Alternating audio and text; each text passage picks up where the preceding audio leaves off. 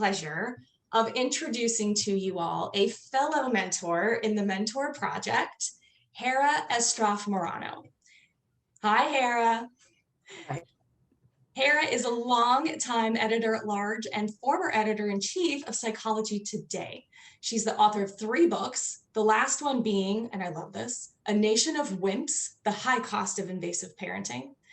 As a book writing consultant and a book doctor, Hara is going to share with us today getting your story out there and positioning yourself in the business world. Over to you, Hara.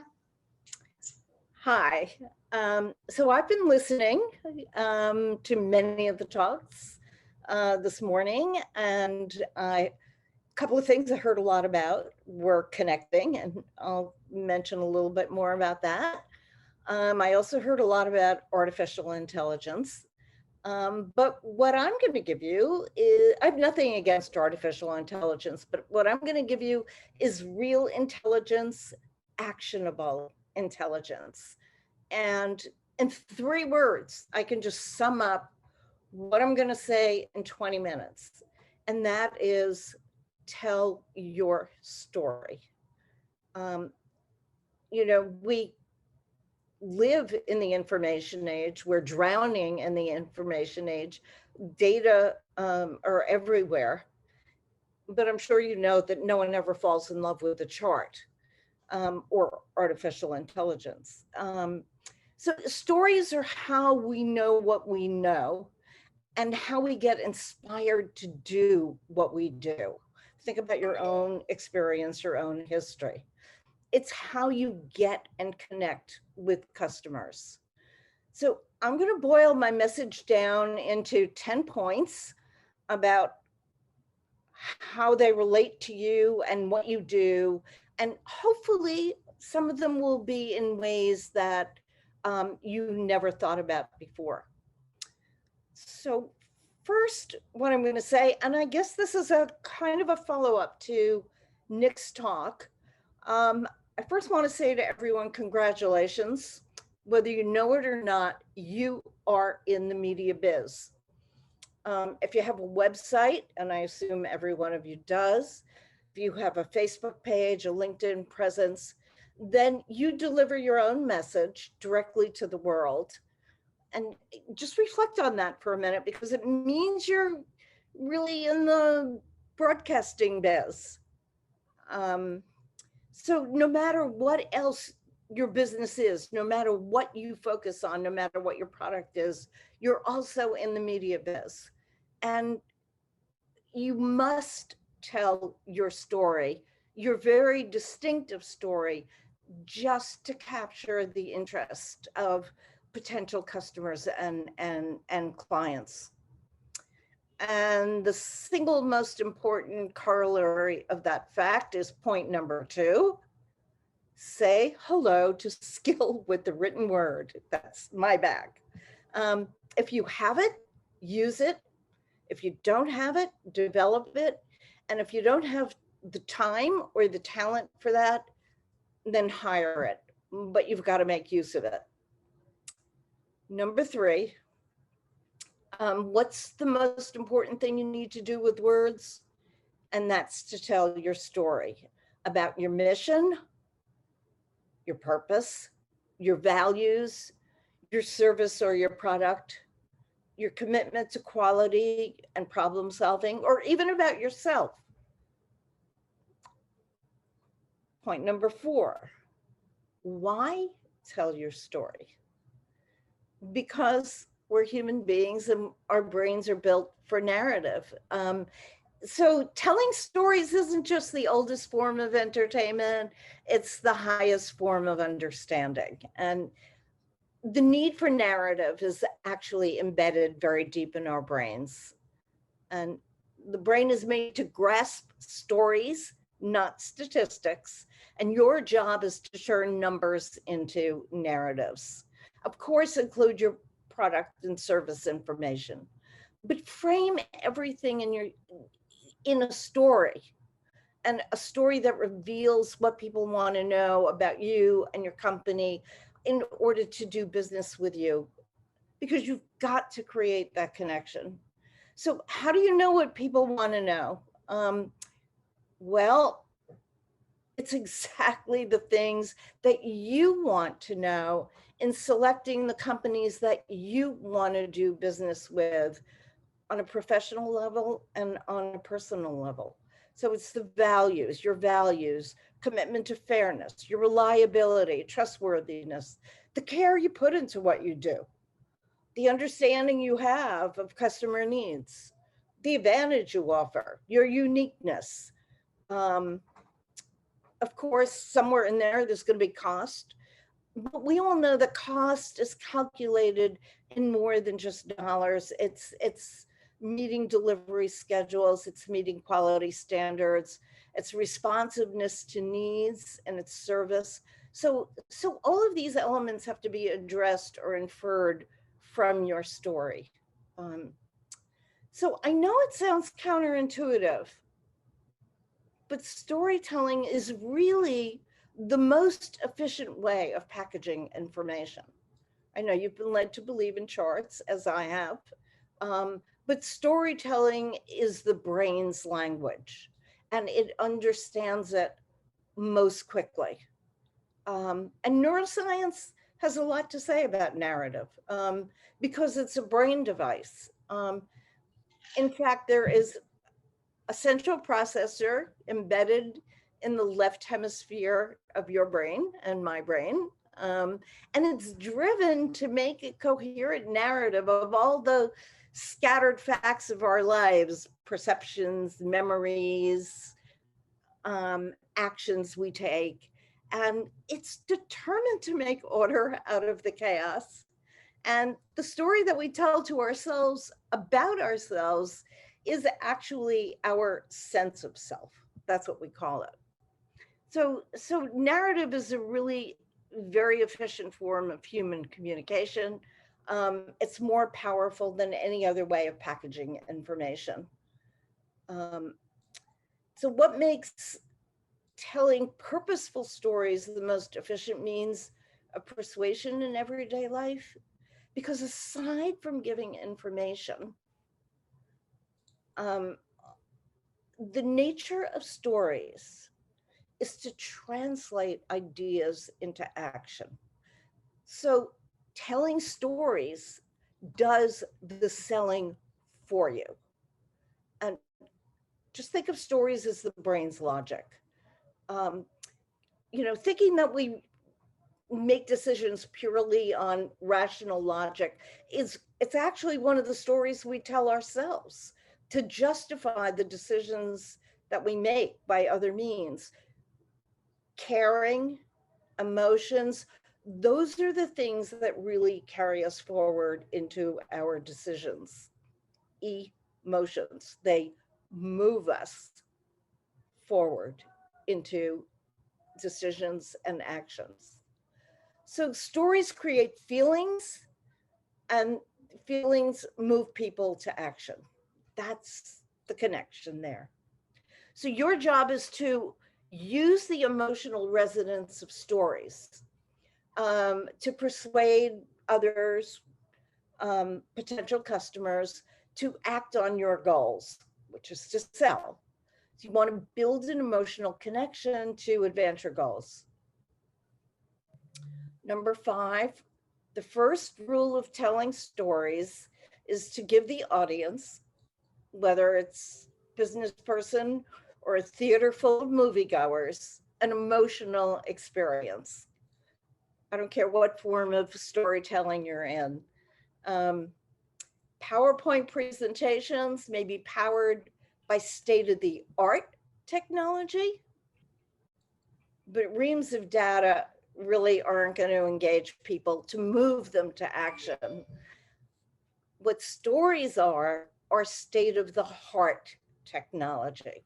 They connect us to others. So they're supplying what could be thought of as emotional transportation, moving people to take action on your cause, because they can very quickly come to psychologically identify with the characters in a narrative or share your mission or your values or your goals. So narrative has the power to migrate from your heart to your head to your wallet, or to your customer's heart to your customer's head and your customer's wallet. So the heart is always the first target in telling a story. And stories have to give listeners an emotional experience if they're to ignite a call to action. Point number 6, in telling your story, think vivid visual imagery. So it engages you in multiple ways. It turns on memory. The listener, the reader, the viewer gets active in their own brain with all the associated, and that brings up a whole bunch of associated emotions. So they're feeling emotional connections that you couldn't even possibly imagine. Point number 7. There are 3 critical elements of every story. I'm sure you heard this in 5th grade, but I'm going to repeat them again here. A story consists of a challenge, a struggle, and some resolution. And I mean, that's it. Those are the 3 core elements, and they need to be there in every story. So the art of storytelling lies in how you connect your narrative. How do you set up each moment? You want to build tension, because there's tension automatically built in to the idea of challenge and struggle. So how do you build the tension and take your audience on this journey of resolving the tension, and you want that to end with a powerful message that's going to move them to action. You've heard the word authentic a lot this morning. Your story has to be authentic. That's the given. Also, your story not only has to be authentic, it has to be memorable, and damn well better be short. You've got to do it concisely. So you've got to be a very ruthless editor in thinking through your story, getting it out, and really shaping it very expertly, just whittling away at the core of it, and getting it down to a just very simple line of a narrative. Point number 8. Did I mention that all your communications, I think other people have mentioned this as well, including every email, are high stakes. They're part of your broadcast. They're part of your media message. They're all going to influence business decisions. So you have to use them to let them tell part of your story. Point number 9. I think you're getting the message now. Words matter. Create a business narrative, choosing words wisely, and make sure your words are visually powerful. And to do that, you are going to need, and this is one thing you must write down, muscular verbs. Verbs that do things. Verbs that do things move people to action. So say hello to a thesaurus in crafting your story. And so to move people, the story has to connect with all the basic motivations because you want to move people. So what are the basic motivations? They are to love, to succeed, hello, entrepreneurs, to protect, to do good, to enjoy. As I said, make sure your story is short, that it's crisp. All the details of the story, the ones you include, and you've got to be ruthless in leaving out the ones that are a little extraneous, but all of the details have to support your goal, or out they go. And the end of the story has to be a call to action, motivation, moving people to action. And the last point I want to make is, what do you use your story for? Of course, you're using it to position yourself, to attract customers, to showcase your purpose and your values, your commitment to quality, and your commitment to your customers. So you're using it to sell your company. And you can use it to tell the story about a product, how a product came to be, with its key features. You can tell why you're in the business that you're in. People can choose to do business with absolutely anyone. Why you? You want to make them care about you and doing business with you. So you're going to use your story essentially to sell products. Your salespeople especially have to be good storytellers. They have to tell product or service stories that are going to be short and actionable and effective. So they should be included in the process of crafting your story. And when businesses tell a story, customers care about the product, and that makes it desirable. And I mean, that's why companies spend millions of dollars on Super Bowl ads telling stories about their products. And I could tell you, I give talks around the country, and every time I give a talk about writing or editing, and I don't care whether I'm giving it to scientists in a lab at Yale or to my own peers or to journalism or marketing students, one of the first questions I always get, and I suspect this might be the case with you too, one of the first questions, if not the first one, is always, tell us your story. How did you get where you are now? They want my expertise. And usually I've just spent an hour giving my expertise in a talk, but they also want my story, because stories, if told right, are inspiring to everyone. And they're encouraging, they're motivating, and you just want to motivate people with the right your story to your products. And that's my message for all of you. Hara, thank you so much for that. Now that I know all that, I think I'm going to be reaching out to you to ghostwrite for me, because I know you said you've ghostwritten for many, many people whose names we may recognize. One question I do have for you before we go on to David, how do you know what story to tell? So, you know how in a love relationship or an intimate relationship, you need to know how your partner sees you, whether it's squares in some important way with how you see yourself, your best attributes. Does that person see you the way you see yourself? Well, it's the same for business relationships. You want to make sure that your customers and clients see you the way you want to be seen. So you ask them.